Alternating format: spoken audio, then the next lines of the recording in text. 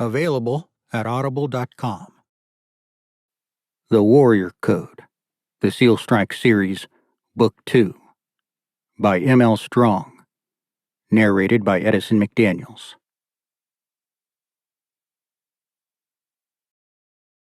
The Pentagon, Washington, D.C. Matt stood in the waiting room shuffling his feet nervously. This was his first visit to the Pentagon. The feeling of intimidation was overwhelming at first, but the longer he stood there, the more relaxed he became.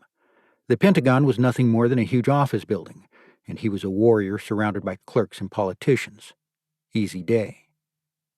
It was interesting to watch so many senior officers from the various services moving about the hallways, scurrying up and down the passageways. He noted that most were not in good physical condition, a fact that confirmed Matt's assessment that he was in the world's largest nest of staff pukes, top-heavy paper pushers trying to rule their military kingdoms from a desk, never getting their hands dirty, at least anymore. He still wasn't sure why he was there. His orders had been clear as mud, and the sense of urgency he'd felt in Coronado didn't seem justified considering the long wait once he'd arrived. After 3 hours, a civilian security guard waved him over to the information desk near the main entry turnstiles. The staff personnel at the information desk confessed they were impressed with the origin of his written orders, but were as confused as Matt as to their meaning. They decided to make a call rather than allow him access. The young lady hung up the phone and smiled. He was given visitor credentials and directed to go back to the waiting area. Someone would arrive shortly to escort him to his destination. 10 minutes later, Matt was greeted by a tall Army colonel. "Lieutenant Barrett?" he asked.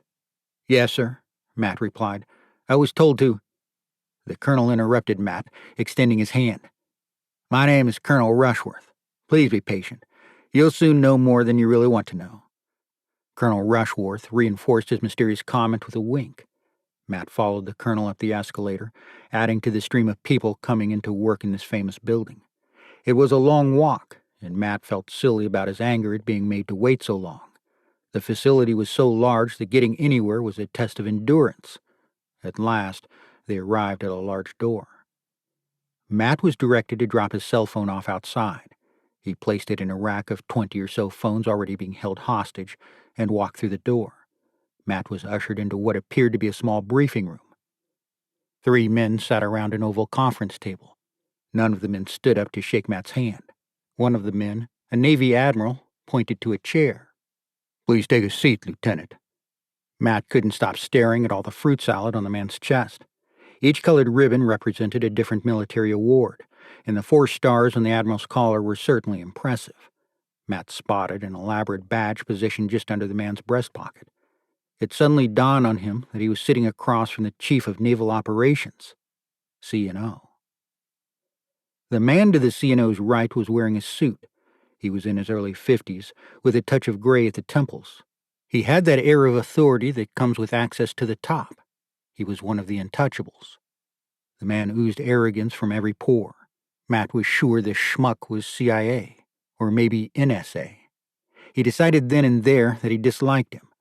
At the end of the table sat a gentleman Matt recognized immediately, the chairman of the Joint Chiefs of Staff.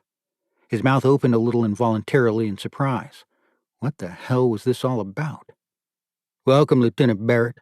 I trust your trip from San Diego was pleasant." Matt betrayed himself by swallowing hard before answering. "Yes, sir. Thank you, sir." The chairman began with introductions. "Mr. Barrett, this is Mr. Collins, the assistant to the director of operations for the CIA." The suit stared back at Matt before offering his hand. Great, Matt thought. Some insecure idiot that wants to play head games. Matt returned the handshake and then promptly ignored him. The chairman took all this in before introducing the admiral. "This is the Chief of Naval Operations, Admiral Jackson." Matt smiled and shook the offered hand. "It's nice to see the Navy here, sir." Matt wanted the admiral to know he might need an ally. Matt turned his attention back to the chairman. "Please excuse me, sir, if I appear a little confused." "That's understandable, Mr. Barrett." The chairman slid a plain yellow 8x10 envelope across the table toward Matt. "Lieutenant, the contents of that folder will explain some of the issues we are going to be dealing with during the pre-mission planning phase for Operation Green Dagger. We have 2 Americans in jeopardy, Lieutenant.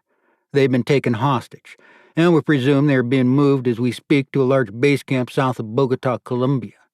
You will find the details and background information in the envelope. All our intelligence resources are at your disposal. Available at audible.com.